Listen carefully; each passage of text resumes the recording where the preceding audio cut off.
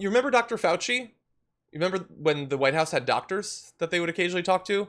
Well, Dr. Fauci is still out there. He's apparently still talking, although not to Donald Trump. They apparently haven't met in literally weeks at this point because the pandemic's over, I guess.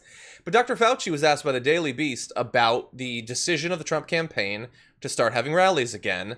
And he was asked, about the current state of coronavirus. And so I want to give you a couple of his quotes about this. So he said, "We are seeing infections to a greater degree than they had previously seen in certain states, including states in the Southwest and the South. I don't like to talk about a second wave right now because we haven't gotten out of our first wave." So that's a sobering assessment that and look, honestly, I talk about it as the fear of the second wave. But again, it didn't go away. It wasn't like it was just embers, like Trump always likes to say. And asked specifically about the rally, would he go? He says, "No, I'm in a high-risk category. Personally, I would not. Of course not. Outside is better than inside. No crowd is better than crowd. And crowd is better than big crowd." It is really... I don't know that I could come up with a scenario that is a better... Like, if you're going to fill a room and try to spread coronavirus...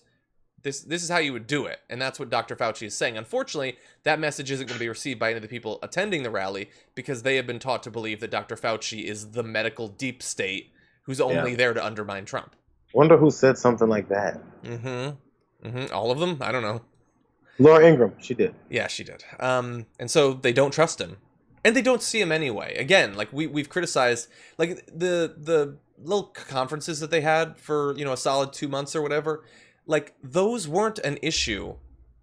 The issue was Trump taking them over and spreading misinformation. Having a daily focus from the actual medical experts was a good thing. Dr. Fauci, I think, was a stabilizing force for a time. It's just that it was unfortunately co-opted and ruined by the presence of Donald Trump. Yeah. Yeah. Fauci basically answered that question by saying, "How dare you ask me that question? Of course I'm not going. No, you kidding me? Get out of my face." I have a feeling he wouldn't be going even if there wasn't coronavirus.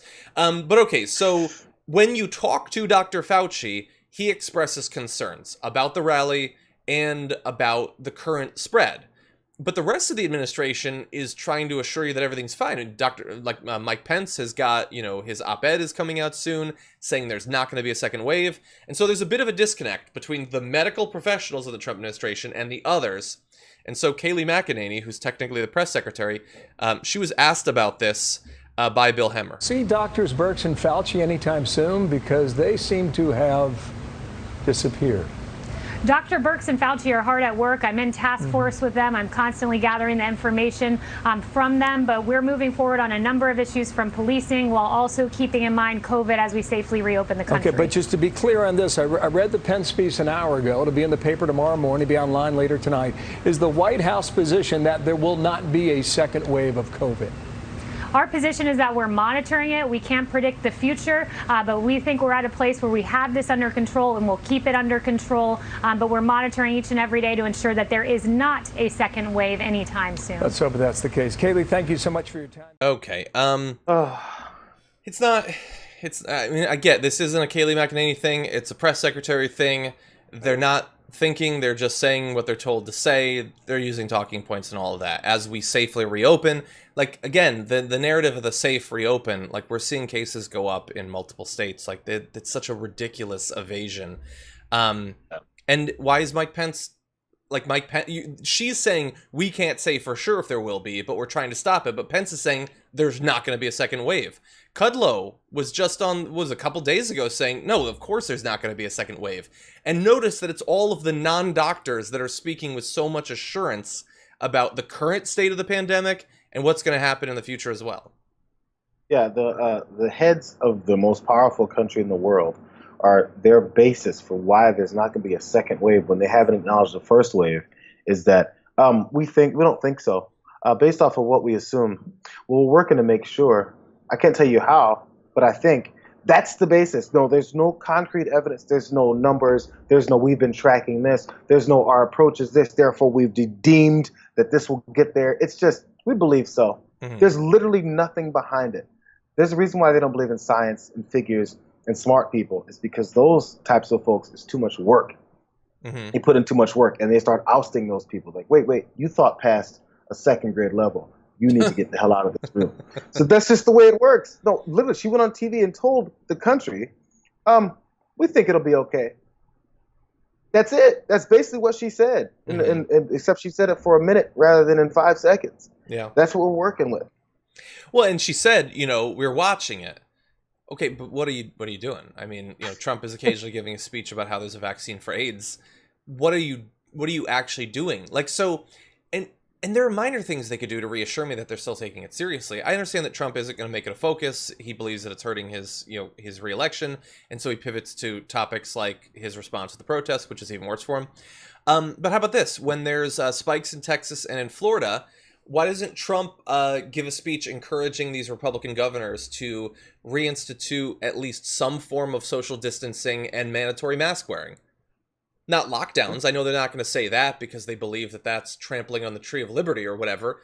But like encourage them to have people at least wear masks. In Texas, where they are breaking records every day in hospitalizations, you don't need to wear a mask in grocery stores. Yeah. Like he could do the minimum to pretend that as they're watching it, as Kayleigh McEnany says, that they're doing anything in response. Right now, it's less watching like a protector and more watching like a pervy voyeur.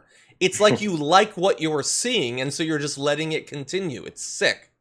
And you know what? And as things repeat themselves, this has always been the theme. We're getting a blueprint of how they take these things. So the first time he says, we've got 12 cases, however many he said, 15 cases, and soon it's going to be down to 0. That was his prediction before. And look what happened. Now the prediction, now from Mike Pence being the new mouthpiece for what Trump is saying already, they're all saying Trumpisms anyway. So he went on and said, hey, you know what? We're not going to have a second wave. Oh, it's already over. You don't have to worry about this. You don't have to worry about that because I said so. We already know what happens when you make predictions. Yeah. You're wrong. So yeah. There's no reason to believe you this time. I'm not sure where their credibility has anything to stand on anymore. Yeah. I'm still... I understand that even probably fans of the show are getting sick of me expressing the thought I'm about to.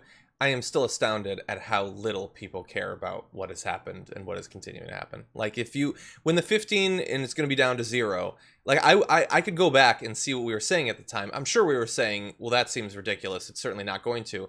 But what if at that time you would turn to me and said, I think there's going to be 120,000 deaths in the next few months. Like I would think you're insane. It's so much worse than we imagined. And the only thing more impressive than the massive rise in deaths is our ability to normalize it and pretend that nothing is happening. Hey, and John, I know this is one of your main things that drives you. So just imagine. Remember before this happened, there's no way anyone would imagine the world would basically have to go into lockdown over a pandemic, over a virus, right? So remember all the warnings that have been going on about global warming, the effects on crops, the effects on populations, the effects on migration, the effects on the storm patterns that destroy cities that usually wouldn't be destroyed, and we call it all fake and a fraud and a phony and driven by stupid scientists. So imagine if when those things begin to happen, our reaction. Again, it's another blueprint how we as Americans are going to approach a disaster that we've been warned about this time. Exactly. And no one seems to pay attention. So just imagine. Oh, yeah, there's that whole hurricane coming at me. But Donald Trump said it's okay. He said this is not going to happen. That's a liberal hoax. Yeah. We're not approaching it right, bro, because we don't take anything seriously. Yeah, the thing is, like we already know that there have been, natural disasters that have been far worse because of the impacts of climate change. And there's great progress, young people movement's awesome. But the idea that, well, something is going to happen that'll be so terrible that it'll get through to people. I mean, what? Let's say a tsunami hits Florida and wipes out Miami. It's not going to happen. I don't think that's how weather works. But let's say that happened. Well, that would be a shock to the nation. Yeah, but for a month? Yeah. Maybe 2 months? Yep. Let's say 100,000 people died in Miami because of a tsunami or something. What, 6 months later, we're going to have passed a Green New Deal? Maybe. I don't know. After seeing the way we dealt with this pandemic, exactly. I don't know if there's anything. If Canada invaded, it would seem crazy, right? But for how long? How long until it's we'll get to it eventually. Think about the way they talk about the effects of climate change. They joke and how people, look at this hair-pulling AOC. Food shortages, really, really AOC. Get out of here. Yeah, they do. She'd have been Yeah, and then the same people would have said, really, AOC, quarantine, coronavirus, in the house for months, whatever. God. Yeah, I mean, it's sad, but you are 100% right.